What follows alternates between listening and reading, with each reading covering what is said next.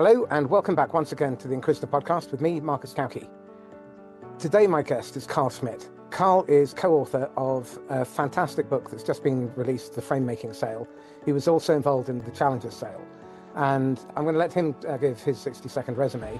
But before we do that, what I'd like to do is really set the scene. AI, the changing economics, the changing availability of information has meant buyers are incredibly well informed.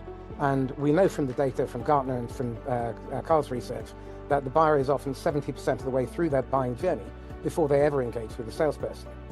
So the challenge here is, how do we create conditions where the buyer feels like they are actually understood and we're not fixating on the transaction?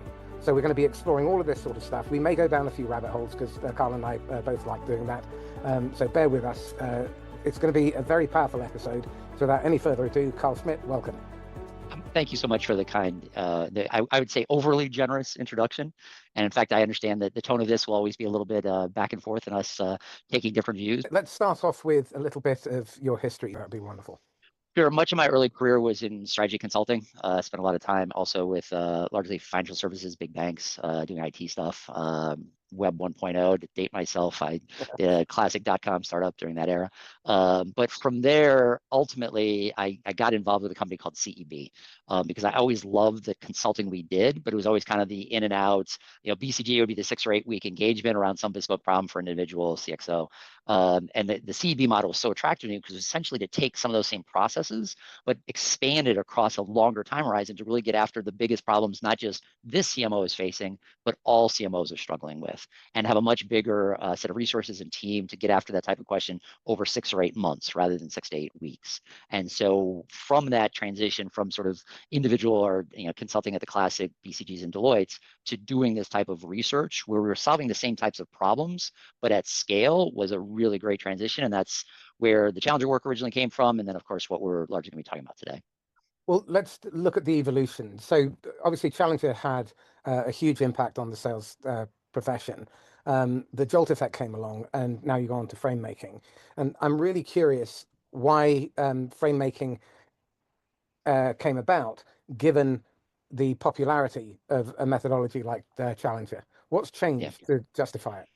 Yeah, so a couple things, and the primary thing that's changed is, and again, I don't know how deep you want me to get into research methodology because I could really spend a lot of time in that rabbit hole, but both of those studies at their core were about sellers. They're about the activity sellers were taking and identifying what was most successful in terms of the behaviors and activities they were involved with. What we did, and this again, I led a chunk of the research that ended up in the Challenger customer work, which ended up kind of expanding the scope to what's happening on the buyer side. And that's really what Framemaking is based on as well, is what's changed for buyers, especially in the last, over a decade since Challenger originally came out.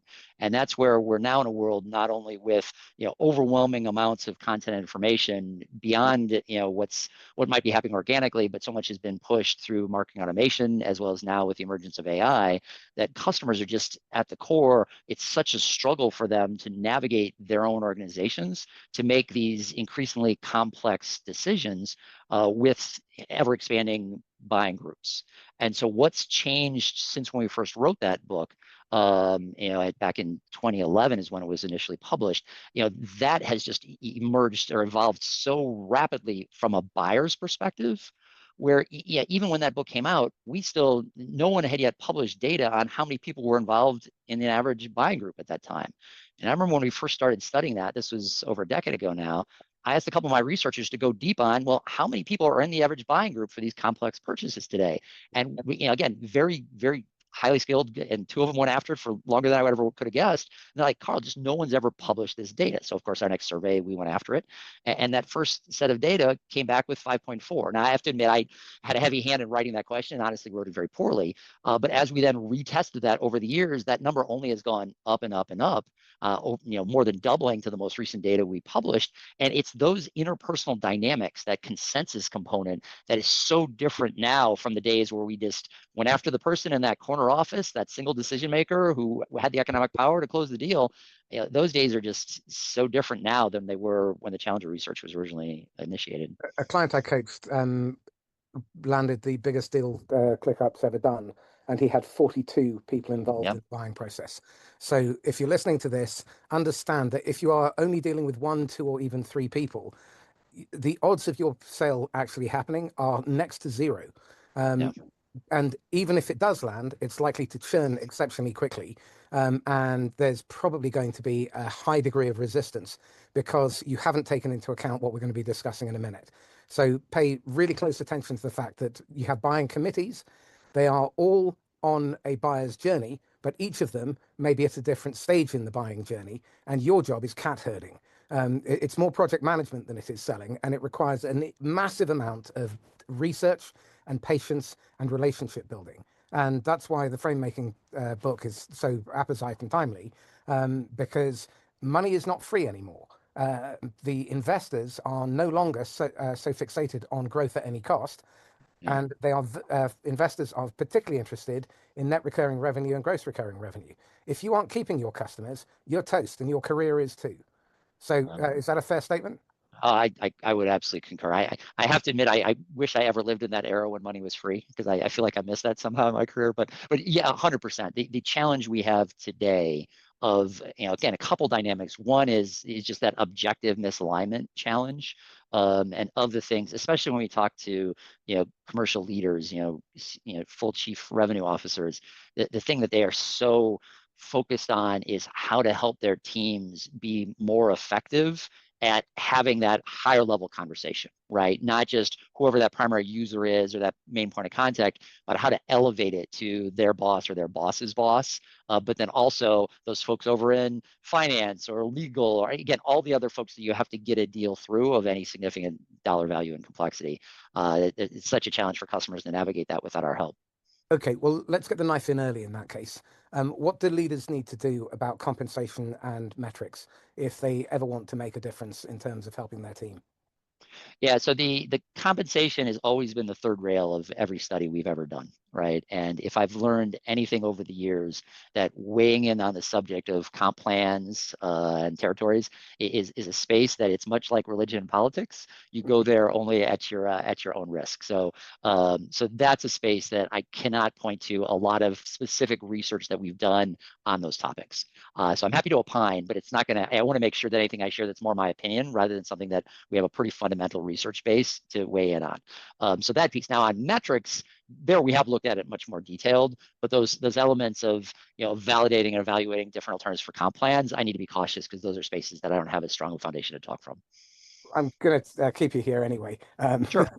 Yeah. The challenge that we've got is if people are measured and compensated in ways that drive specific behaviors that are counter Absolutely. to the customer's best interest, then what you're going to find, without any real surprise, is that salespeople will behave in a way that causes the Absolutely. buyer's brain to feel a threat Yep. because they're not taking into account the fact that actually most sales die on the vine because of fear.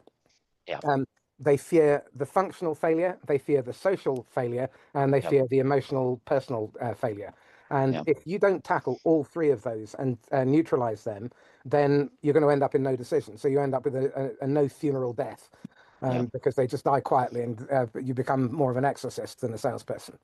Yeah, and that's the circling back to the metrics part of your question, right? That evaluation measure of those deals lost to no decision is again an area where we see so much opportunity for improvement because to really understand what was the nature of a deal, and again, some deals are just there isn't a fit match, right? Totally appreciate, or for whatever reason, a given customer may not be ready yet for the solution that you're offering. So again, if the best decision for them is not for your solution to be the answer to their problem, that's the thing that both us as sellers and customers should have an alignment on getting figured out as early in the process as possible to not be wasting everyone's time, right? And so to have better metrics on that up front as a disqualifying element, absolutely critical. But on this aspect of, but what have happened to these deals where it feels like we've got that fit, right? Where it seems like everything's lining up and the deal still dies. That's the piece that we're not seeing sufficient attention to that version of, we'll call it win-loss, no decision analysis.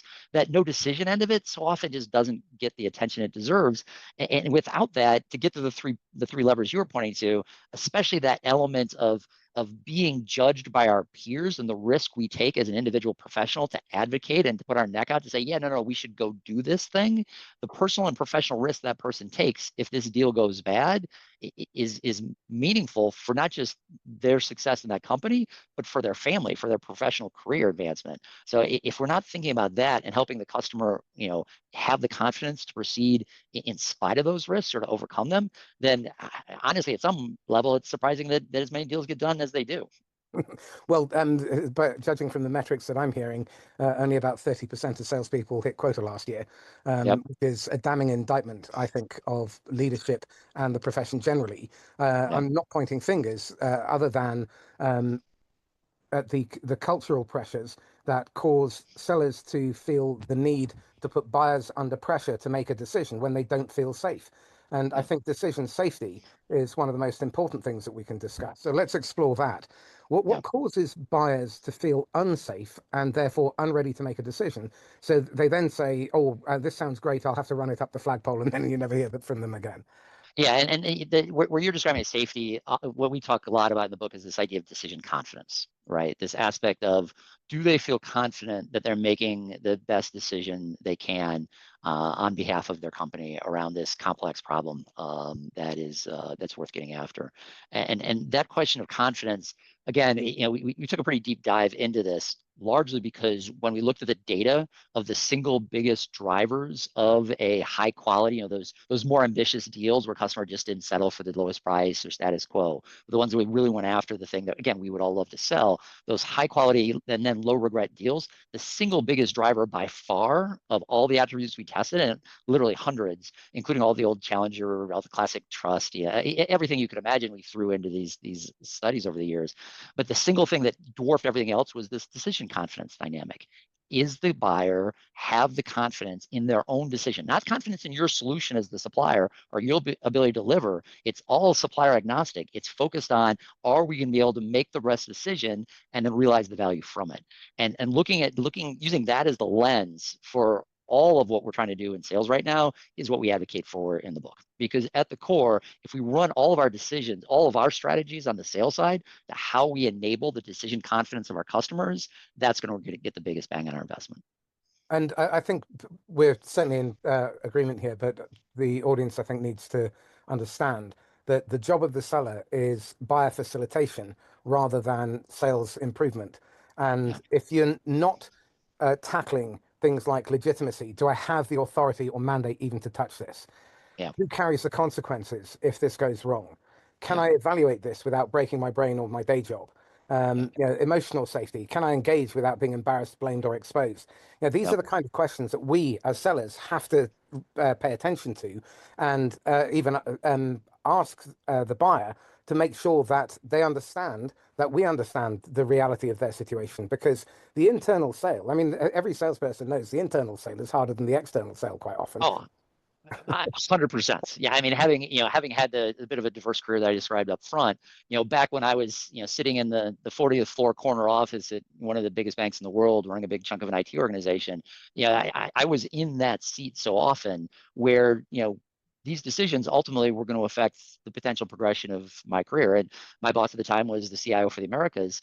And again, these are the things that if you think about what matters to someone at my level or his level as the buyer of so many of these complex decisions or these complex solutions, that one of the most influential pieces of research we ever did was to ask those buyers what's most important to them as they think about the finalization of the deal. And it was, again, the thing that popped above everything else was the widespread support of my team, right? Of my direct reports, right? And again, you think about it logically, of course that makes sense, right? Because that team are the ones who both are going to be the ones that are going to be tasked with actually making this thing successful and realizing the value of whatever it is we just bought. But also, those are the people in the succession planning for my job if I get hit by a bus or someone sticks a knife in my back, right? So it's not surprising at multiple levels from this sort of emotional confidence, sort of psychological comfort perspective, that of course that's critical to all of this. And unfortunately, for so many years, we kind of walked past that. But that's where in the current environment, we just can't. We have to be an active participant in making that better for our buyers, or we're going to see this ongoing, erosion of deals lost. Well, the neuroscience on this is really definitive as well. Any form of risk causes Yeah. the brain to automatically default to the worst case scenario. Yep. So it's not about risk mitigation, it's about risk elimination. Yeah. And if we do not eliminate risk, political risk, social risk, financial risk, then the odds are very high that what we're doing is we're creating anticipatory buyer's remorse. So they're actually imagining having bought. And then Yep. it backfires, and then they either get a knife in their back, or they lose their job, or they lose political capital and reputation damage. And that then becomes a memory, even though it's not happened. So Yeah. we've really got to be very, very careful, especially in an environment where things are getting a bit tougher and tighter. Yeah, the S&P 500 may have had a peak this week, but the reality is 6 of the companies on the S&P 500 account for most of that growth, and Right. mostly due to buybacks. Yeah. Yeah. So most of the tech companies are struggling out there, and many other types of businesses are. Oil maybe not, and health maybe not. But the reality is the majority of businesses are finding it pretty tough. So unless we can eliminate risk, then I think what we do is we put our buyers in a position where rather than saying no, they give us a slow death maybe. And Yeah. that again means that we end up spending far too much of our time pursuing dead opportunities that cannot buy, will not buy, or shouldn't buy. So, what is it that the frame making sale does in order to mitigate against all of that and eliminate that kind of pushback? Yeah, you touched on so many points. I trying to pick one to start with because I think this conversation is going to be rich in a bunch of different directions. But the one I would start with is the picture you're painting of how hard it is to buy. Again, you can either look at that as the, oh my goodness, this is, how can I possibly succeed in this world? But from our research and the perspective we take in frame making is that this actually is an enormous opportunity for the sales, for again the broader profession, right? And for why sales should continue to have a critical role, even with so much changing, even with the emergence of AI and everything else, because at the core of what that customer is looking for, again, in terms of risk avoidance, not just mitigation, is to figure out, well, where are the potholes, right? Where am I going to get tripped up? What have other people like me struggled with when they've tried to make this decision? And this is where the huge advantage we have as a commercial organization more broadly is this core. If you think about asynchronous information access, right, or asymmetries of information, we on the sales side have the advantage, and maybe not individual seller, but certainly as a commercial team, the advantage of working with many people trying to go through this exact same decision, right? So many different buyers who are struggling with it, and we are so quick and prone to go to here's the thing, here's the company that bought this, everything was perfect, right? We're suggesting you're gonna get 100x return, they got 1,000, right? It's always that sort of best possible scenario, which our buyers just don't want to hear. They don't care, right? What they want to know is who got fired because it all went sideways, right? And that's what we are so historically averse to talking about. But that's a huge part of this opportunity, because if we can go to that same customer that has those maybe unspoken concerns, say, you know what, working with customers like you, we've seen a couple things go wrong.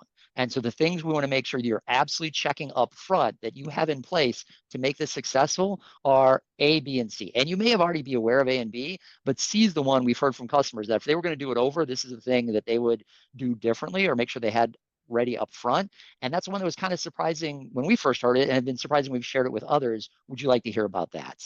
And when you set up that kind of conversation with a customer, when we're truly are embracing what we call the frame making mindset of helping them make the best decision they can and sharing up front kind of that dirty laundry, not only does it open up a different style of conversation, but puts you on the same side of the fence as them as, hey, we're here to help make us both successful. And if you're not successful, then I can't possibly win either, right? And so that aspect of turning what is a kind of dark and dire story into a real opportunity for us in the commercial world is the heart and soul of everything we write about in frame making. And that seems to be a major step forward away from pain discovery and away from the challenger hypothesis, and actually coming as their ally instead of their adversary or their accomplice. Yeah, I'm actually about to do a series of sessions as part of a sales kickoff related to some of the take control aspect of Challenger, the classic 3 T's of teach, tailor, take control. And the take control is the aspect that again, I would say many people interpret that language not exactly as how the research might have originally portrayed it. But there are, I like to use the analogy of a coach, right? And I coached my daughter's soccer teams for years. And again, we're not the ones actually running the plays. We're not on the field, right? But do we still have tremendous influences? It's sometimes you use the puppet master, like who's pulling the strings behind the scenes, right? And I don't want to make it sound too Machiavellian, but there are aspects of ultimately that buyer is the one that's going to have to, drive the conversation. Again, if you have a mobilizer that's leading the effort within the buying group, right? In order to position them for success, often we on the sales side are having to coach and guide them to do the right things, to say the right things, to get the right pieces in place, but also to know where things could go wrong.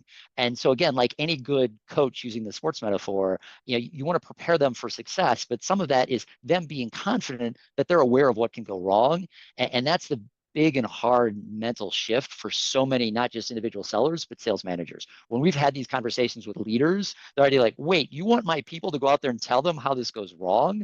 Again, that's a kind of hard for people to initially get their head around. Well, what we're doing is we're doing exposure management. We're helping them Exactly. to understand that the decisions that they make can be reversed.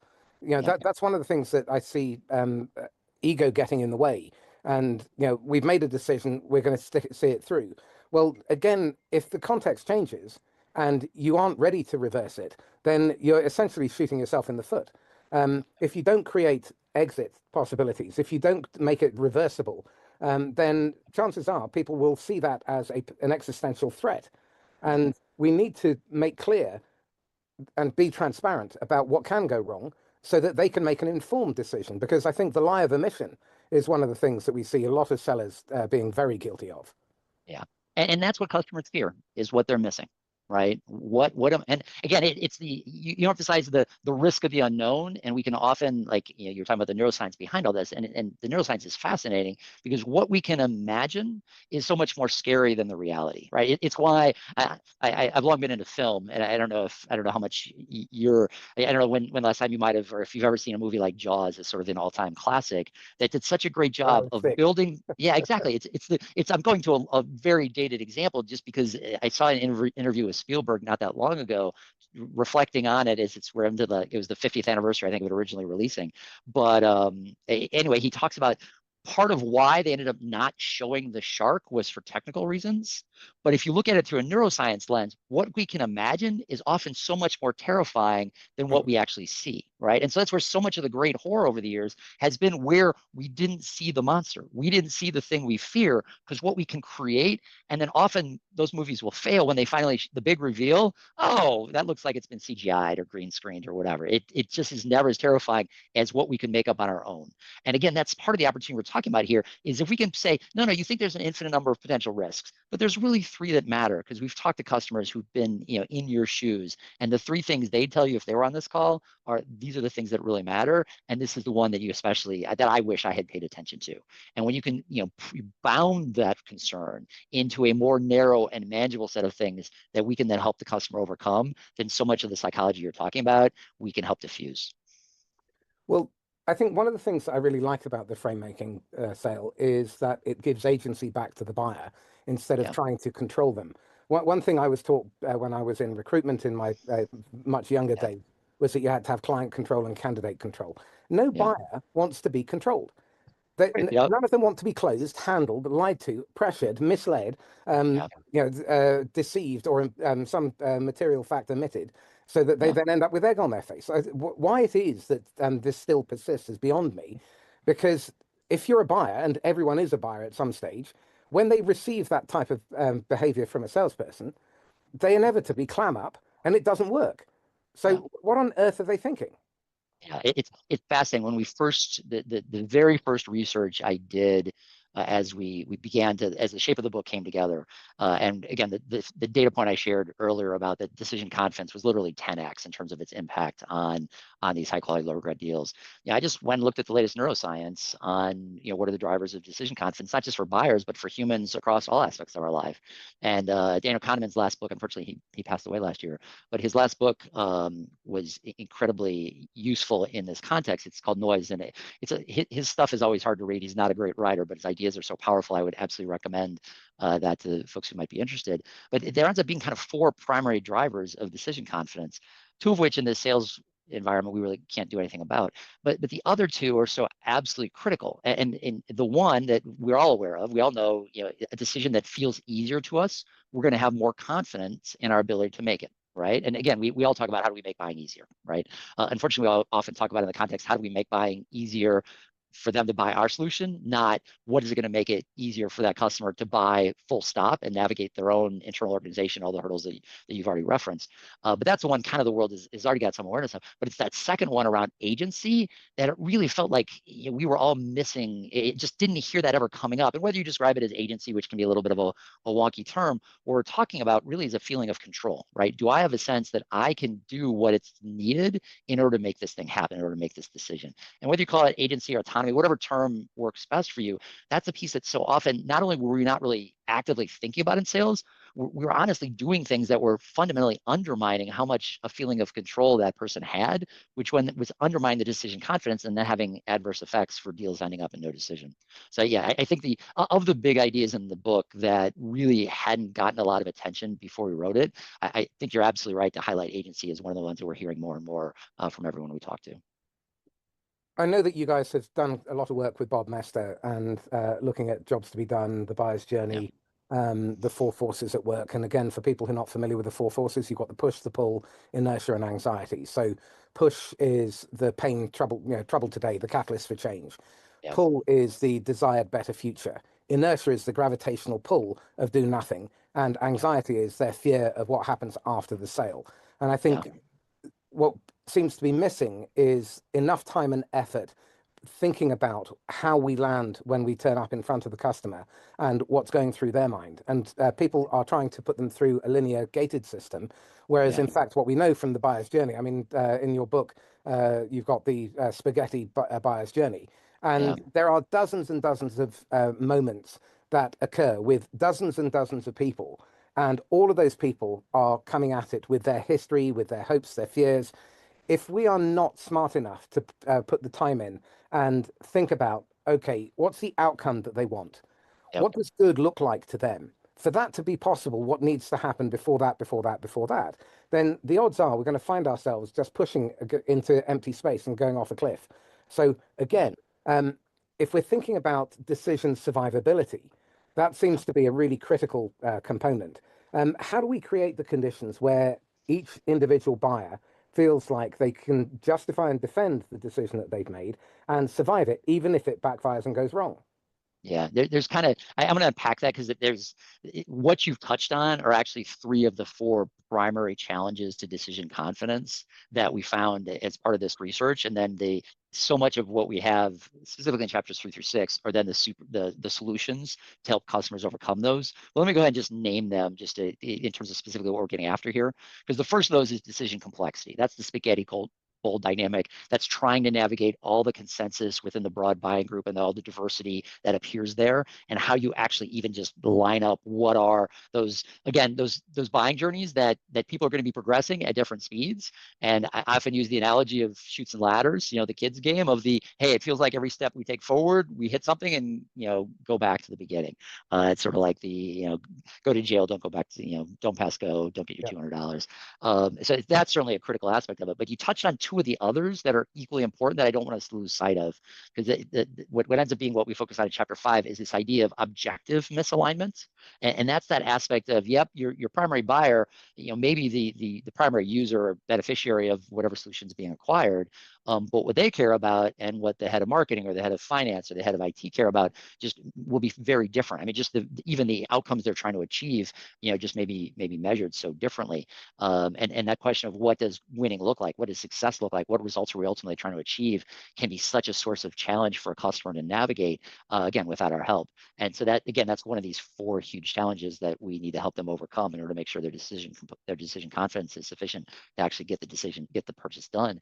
But then the fourth one you mentioned about the anxiety is the one that sometimes we overlook, which is that question of forecasting the future, right? And this again is something the neuroscience is very clear we're really bad at, right? Humans are terrible at discounting future value to the present, right? Again, if you think about our hunter-gatherer forefounders, hey, a bird in the hand is worth an infinite number of birds in the bush in the future, right? Because if we don't survive today, it doesn't matter what tomorrow looks like, right? And so our ability to do that kind of discounting, that our intuition for that math is absolutely horrible. And there's been so many behavioral economic studies that just reinforce just how badly we do that. So that whole question of that anxiety of whether we're going to realize the promised results, again, it's another aspect that we absolutely need to make sure we're helping our customers overcome, because much like that fear of the shark that we can't see, that fear of how sure your other customers may realize those returns. And I'm not saying I doubt your ROI calculator. What I'm saying is I doubt my organization's ability to successfully achieve those results, because we are, again, we all feel like we work for the most dysfunctional company in the world at some level we may be right, but that question of how we're uniquely going to screw up this thing and cause it to, fail in ways that I can't imagine right now, which not only hurts us collectively, but hurts me individually, is the third of kind of these four critical things that undermine decision confidence and cause these deals to go bad. So I absolutely agree. All three of those are absolutely critical. And literally we wrote entire chapters to help not only diagnose what's going on in each, but what we as sellers can do to help customers overcome them. I'm happy to unpack any of them, but they're just such big topics to get after. Wanted to make sure I chalked the field before we dove too deep into any of them. Well, I think we need to look through the eyes of the customer and we need to meet them where they are. Yep. However, often they don't really understand where they are either. So Yep. how do we help them get that understanding? Because it's all well and good, say, meet the customer where they are. But Yep. if they're in a state of confusion or misconception, Yep. then it doesn't matter what you think. You have to take a few steps back and guide them. So how do you go about doing that? Yeah. And a lot of that, we talk a lot about the importance of empathy throughout all of this, that aspect of really trying to appreciate what a customer is facing. And you emphasized, those all those fears, the classic, push pull inertia, anxiety, all the things that come along with every aspect of this. But that's where again we have this asymmetry of information advantage because of our opportunity to work with many, many buyers like them. And so that aspect of us having a role, not as much as being the experts, but being the connector to information and even more so stories of, hey, this is what we've seen or what has been shared with us by other customers like you, is really what is necessary or what might be something you'd be concerned about. So would it be helpful for me to connect you to them, or me to kind of be the virtual, individual to share, and synthesize what we're hearing from people like you? And it's that aspect of, again, being on the same side of the fence, again, emphasizing this element of empathy. So we really are helping helping that customer make the best decision they can in as little time as possible. And that's the piece that it is a big mindset shift, and it's literally what we call it in the book. It's the frame making mindset, is specifically that. But it's that posture that again we've heard from the most progressive heads of sales we've worked with that have really embraced it and seen the results from this. Because once we are taking that posture with customers, so much of what you're talking about in terms of that classic antagonism or conflict, that we're the seller, that we're trying to force them or push them or pressure them in ways, it's breaking from that entire legacy dynamic to one where no, we're helping you make the best decision you can, and I'm here to help you do that, and I'm helping to do it as quickly as you can, because if your best decision is to stick with the status quo or buy for someone else, that's in my best interest as well, because then I know, hey, shouldn't be, we shouldn't be wasting each other's time on this one. At some point, if you get A, B, or C in place and it makes sense for us to chat, well, then I hope I'm the first person you call. But for now, let's make sure we're disqualifying together whether this is something that's a good fit for you. And again, that's a very different way to think about those early sales conversations, but something that we're seeing just have such powerful results. I think four questions really summarize trying to work out what they're trying to do, which is what are they actually trying to do? Um, why now? Why in Yep. this way? And why this option versus any other option? Yeah. And I think unless we can help them work out where the tension is, what's feasible, what's going to catalyze or activate the decision, and what their options are, Yeah. then we're jumping ahead of we're putting the cart before the horse.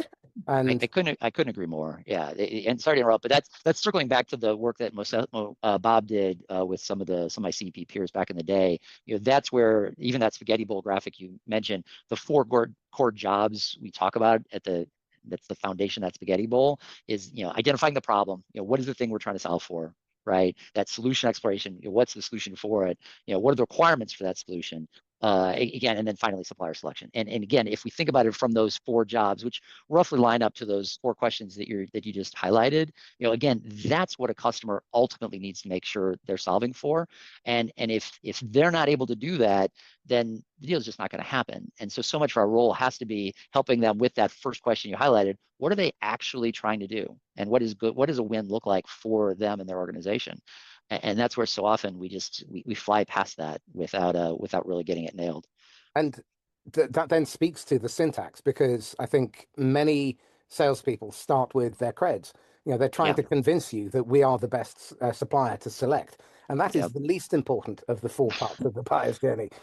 yeah, yeah. That's all about us having us helping the customer have confidence in us, to trust us as the supplier.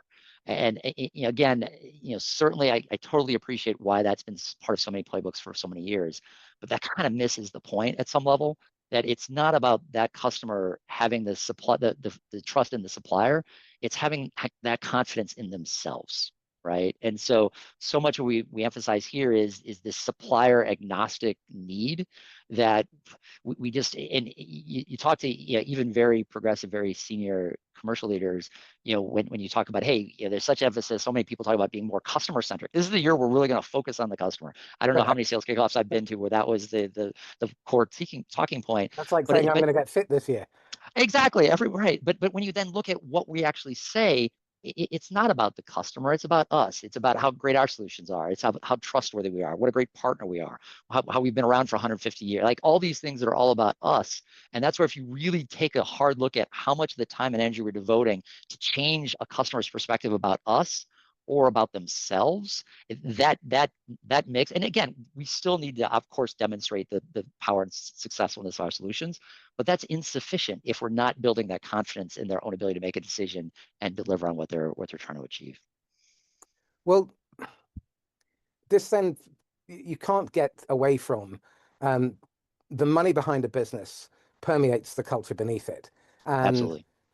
too often, the fixation on the exit, the enterprise value, the alpha Yep. is distracting. And what that does is it creates an environment where sellers are fixated on the transaction. They're not focused on creating customers for life. And Yeah. the net result of that is that you create massively inefficient, extremely expensive, and highly unsuccessful go-to-market teams. So, Yeah. what would you say to founders and investors and boards, so that maybe we wake them up and have them open their eyes and start thinking differently, so that they actually create real enterprise value and they create the multipliers? Yeah. It really comes down to the hard question that when we have these types of frame making conversations with CEOs and their directs, the thing that we push, we reference it as a negative brainstorm. And these are ideas that are more in the workshop than in the book.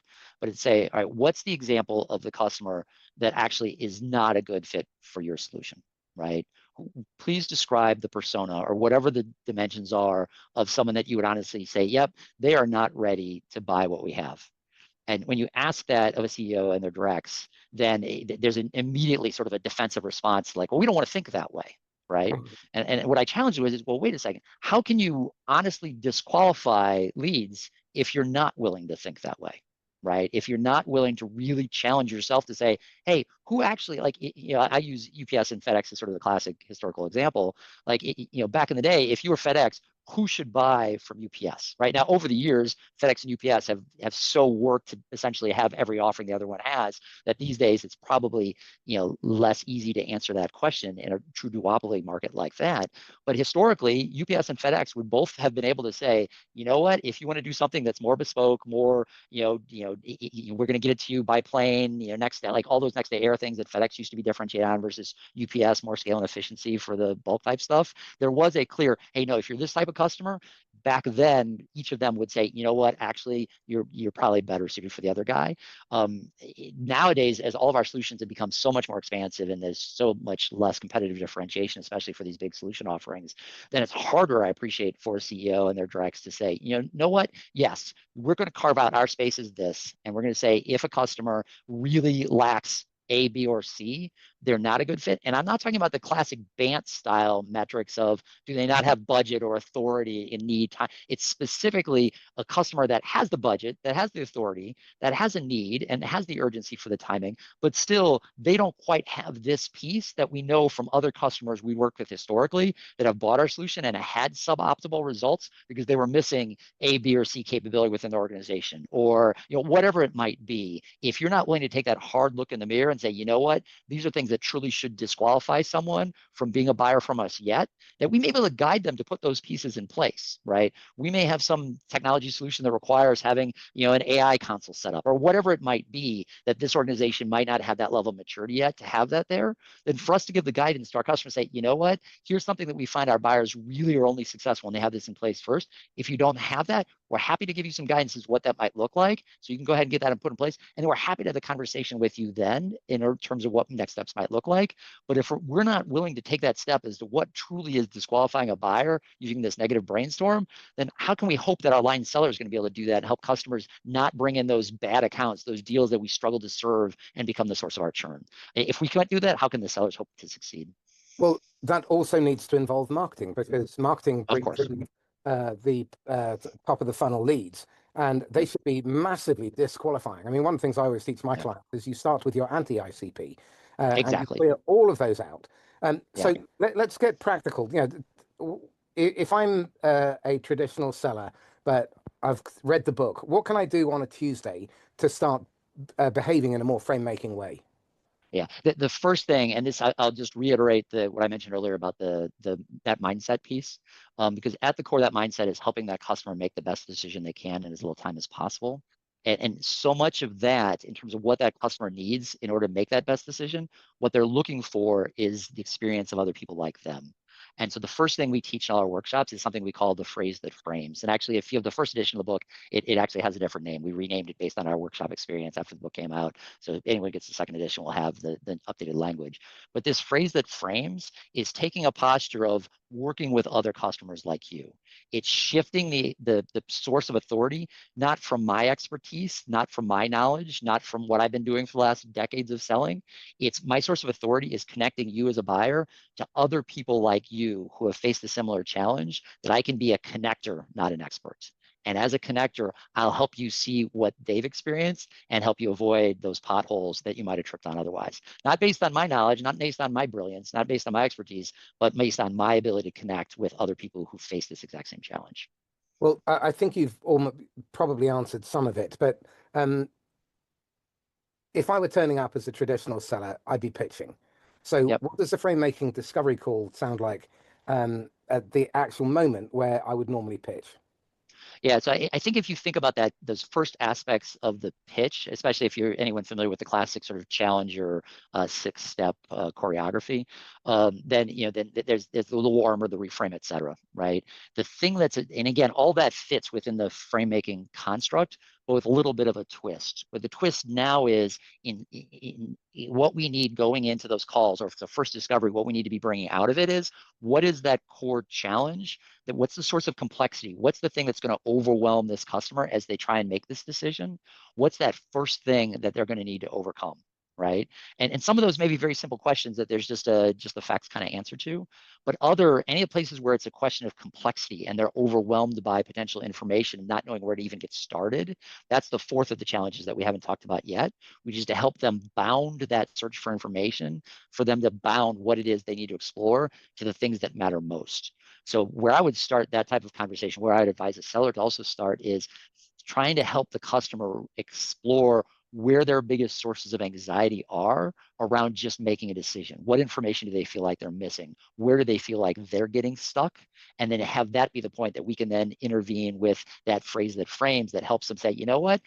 Other customers in that situation might have thought they needed to boil the ocean and look at 100 different sources. It turns out that we found, and again, checklists are so powerful for this as a framing device, that there's these 3 or 4 things that that most customers have found most useful. Have you seen these?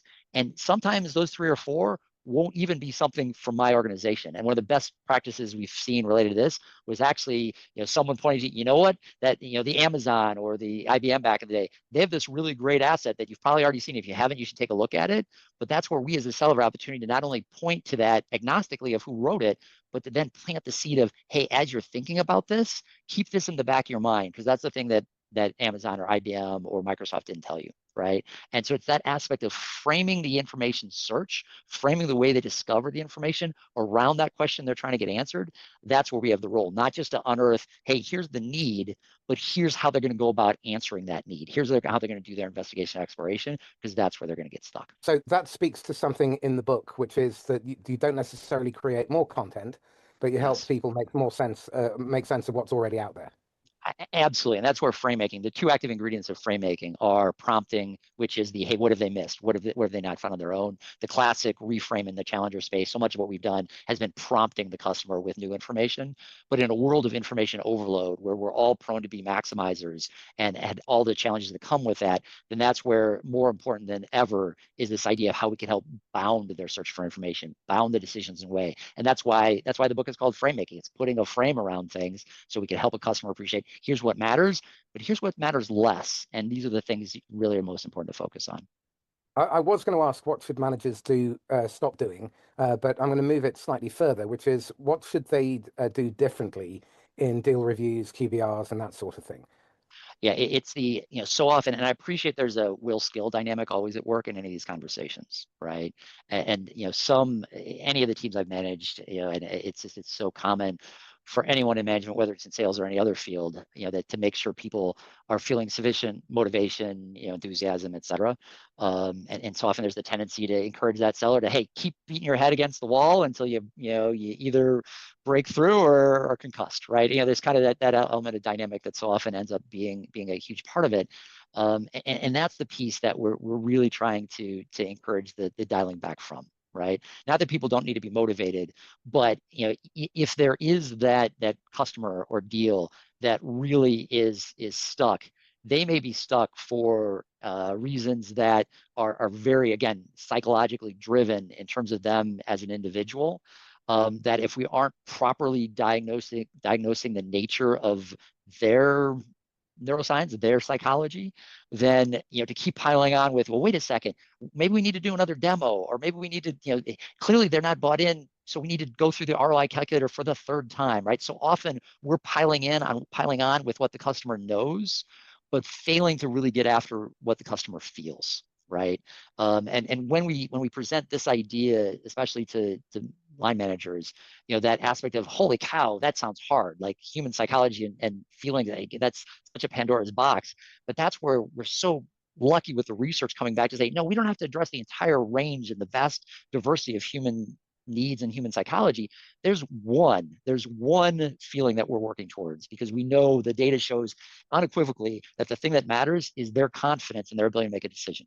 So all the other feelings, fear, uncertainty, everything else that has been historically part of the bundle that we've thought about, no, the one thing we need to have that seller help that customer with is increasing their confidence.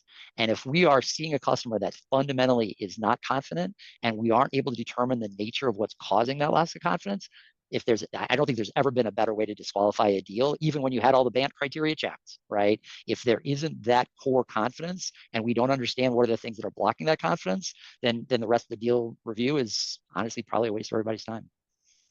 So this then makes me think about win-loss reviews, post-mortems.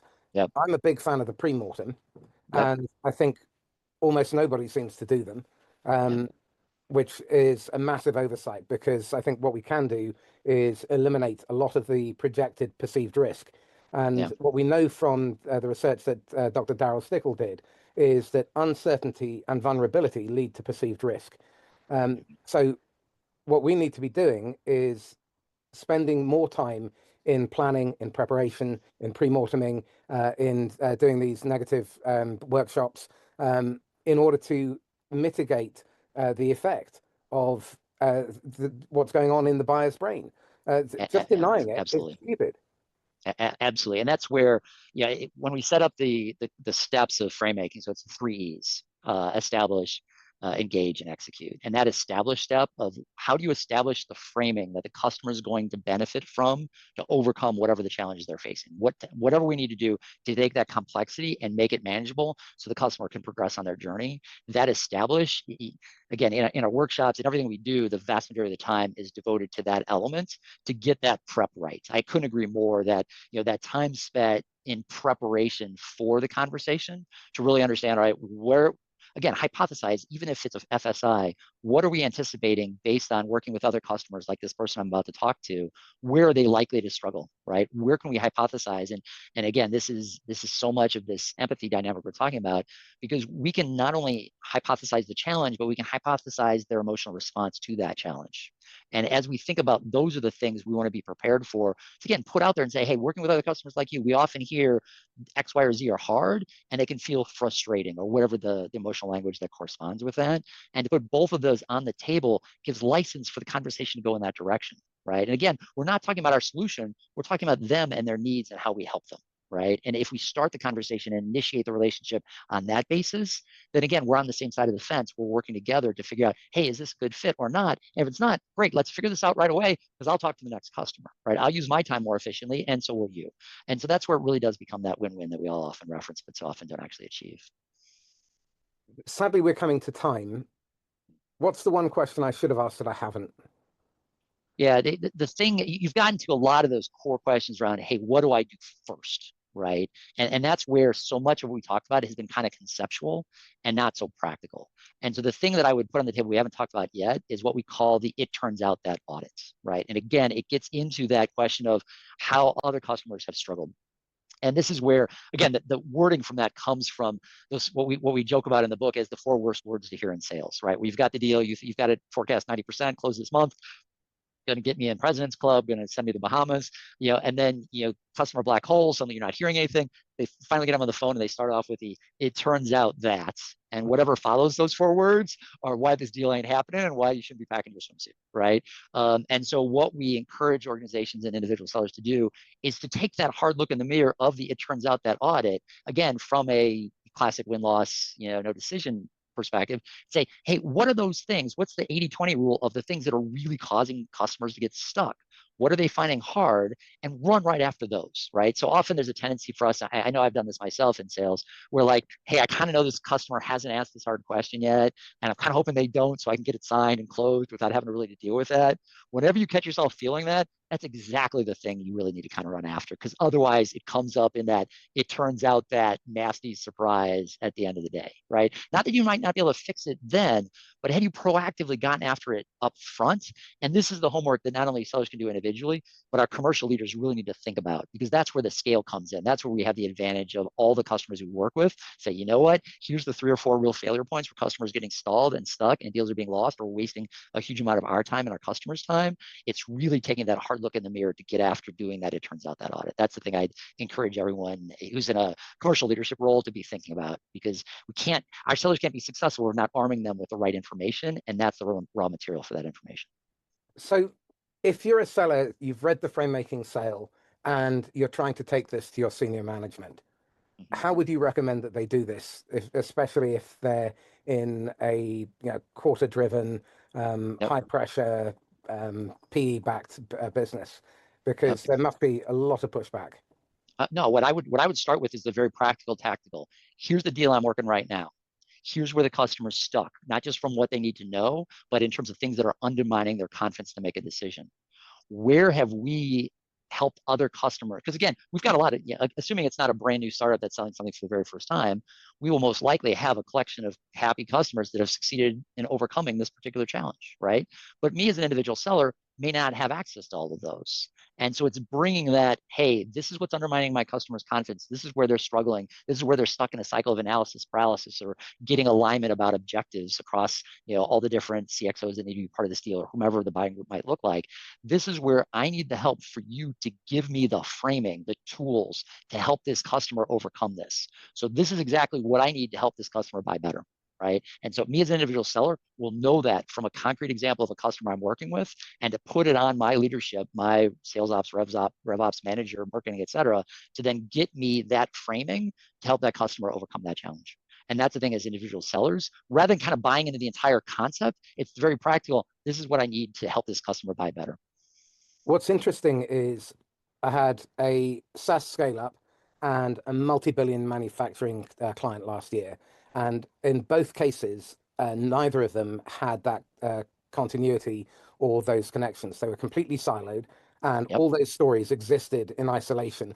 And when when the salespeople tried to get hold of them, they were constantly rebutted and pushed back. So again, this seems to be something that leadership needs to take by the horns. What would you say if an organization is fractured like that? Yeah, and some of the clients we're working with very much suffer from that problem, right? And so that's where so much of what we're doing, like the workshops we're running now, we are really pushing our clients to include not just the sellers, but the line managers, the subject matter experts, those other people that are either in that immediate management chain, but anyone who's customer facing to make sure they're participating collectively. Because in order to really get after something like that, it turns out that audit that I was mentioning, you need that broad range of perspective, not just for an individual deal, but across many deals. And so it really is team sport. There's again, we've paid lip service, often in the space, this has been talked about, in various ways. But here, what we're talking about really truly has to be team sport, where yes, the rep may be the person who's actually out there engaging the customer as part of that second E of frame making. But in terms of all that prep work to establish what's needed to help that customer, that's where the broader group needs to be involved. And for organizations that have the classic empire built silos, again, it's the classic building the agile, often they would be described as SWAT team, or whatever language you want to give to that cross-functional group that needs to come together in order to figure out, hey, where's the customer really struggling? Where are deals getting stuck? Why are we losing? Because customers are failing to be able to make a decision with confidence. And then pulling together the resources across those areas to get after it, it's got to be cross-functional. And if it's not, then I don't know if I can honestly help them, Marcus. I hate to Well, say that, but I think many without of them, that, I don't know if it's doable. I think many of them are beyond help because they pay lip service to being customer centric, but they're not. They're investor centric. Finance seems to have a stranglehold, Yeah, and the silos and the empire building and the ego is getting in the way. Um, yeah. it's And heartbreaking. Yeah, let me tell you a story. Again, we do it, we tell it in the book, but I'll try and recap it shortly here, knowing we're running short on time. But it's what we call the parking garage story. And it's an example of someone in the medical device space, a seller there who's working a decent sized deal with a hospital group. And so the key decision maker is the chief of surgery. And so they've been working with them for quite a few months about a new piece of equipment that's going to come in that is going to not only save lives, because it's going to allow this hospital to do additional diagnostics they couldn't before, but also it's going to be a significant source of revenue because normally they would have to send people to other facilities. And so it's truly, it's going to be a win in terms of patient outcomes. It's going to be a win in terms of financial results. And the seller's done everything right. They've got their chief of surgery, their main point of contact, their champion or mobilizer, already. But the final conversation is it has to go in front of one of these capital review boards, right? And so the seller can't be present for that. But they're like, hey, we've done everything. We've got the chief of surgery is prepped. They've got all the assets. They've got all the data. They're ready to go. And so the seller's sitting by their phone waiting for how it went. And the clock's ticking, hours pass, and they're getting nervous. And then finally, the chief of surgery calls and say, "Yeah, I'm sorry, it didn't go our way." And he's like, "What do you mean? You're bought in. You see the value and everything else." It's like, and here we get the dreaded. It turns out that, and in this case, that it turns out that was the CMO said, you know what, totally appreciate everything you're saying, but we have this other problem. And this other problem is we're hearing so much that our patients are really frustrated because of the parking situation at our facility, where they're dropping off a loved one at urgent care and they're then having to circle for 30 minutes to try and find parking somewhere. So they're literally driving, even in a life-threatening emergent situation, they're driving 10 or 15 minutes further before they can get help because of what our reputation is around parking. And so our challenge here is to decide whether we want to use the capital we would spend on this important life-saving piece of equipment or devote it to building a parking garage. So the punchline of the story is, yep, I was the number one solution to what proved to be the number two problem, and the deal got lost to a parking garage. Right now, again, that particular story has a very unfortunate ending because they ended up not doing the deal.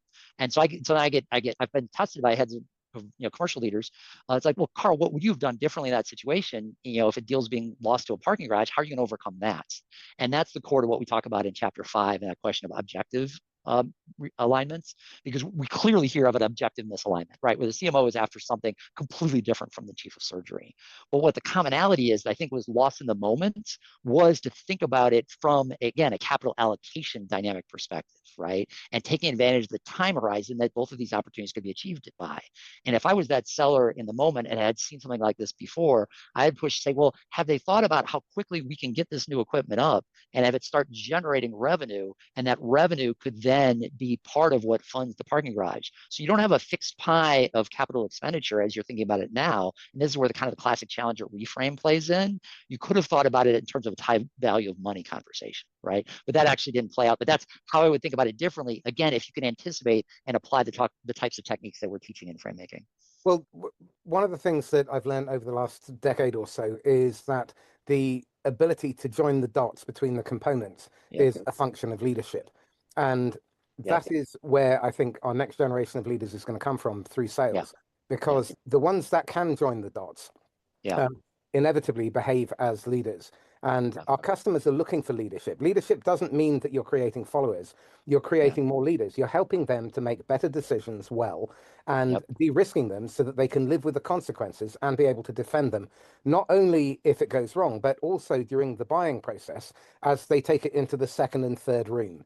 So I think that's a really great place to finish, because if we understand that your internal champion or mobilizer has to take it into the corridors where it can die, into the second room, and if it can't travel unedited, and for them to be able to explain it clearly in the same words that you did, then the odds are it's going to be translated, and Chinese whispers kicks in, and before you know it, when it goes into the allocation committee, they don't really see the value of it, and they don't see it as part of that bigger solution because they're not looking at a joined up business.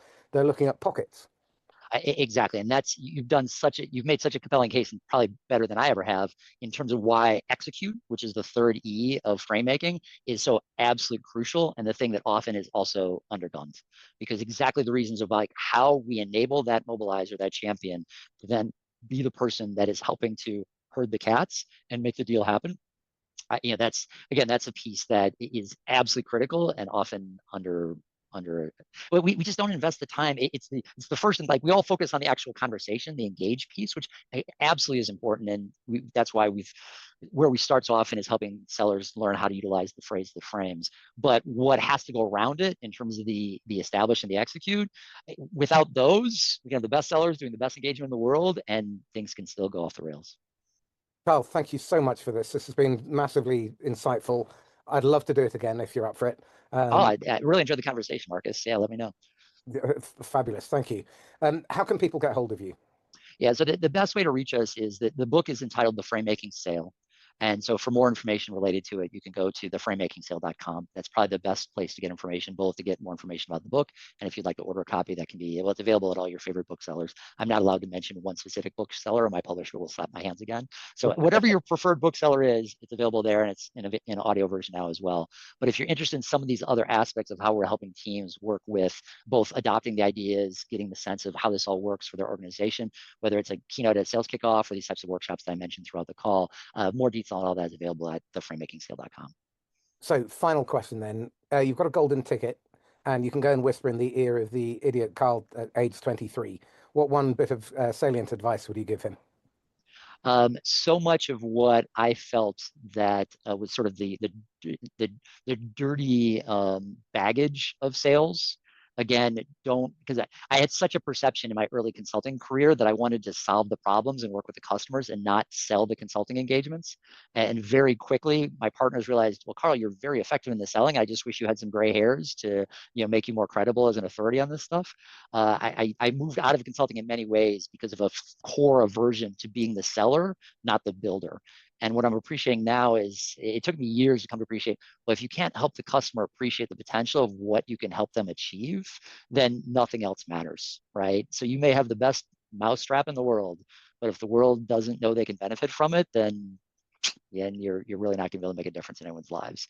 So what I would have taught my 23-year-old is, hey, embrace the critical role of sales and marketing much early. Excellent. Carl Schmidt, thank you. No, I really appreciate it, Marcus. So this is Marcus Cauchi signing off once again from the Inquisitor podcast. If you want to go deeper on the frame making sale, then read the book and read it with your managers, not just your sellers. And check out that it turns out that audit that Karl talked about on your own deals.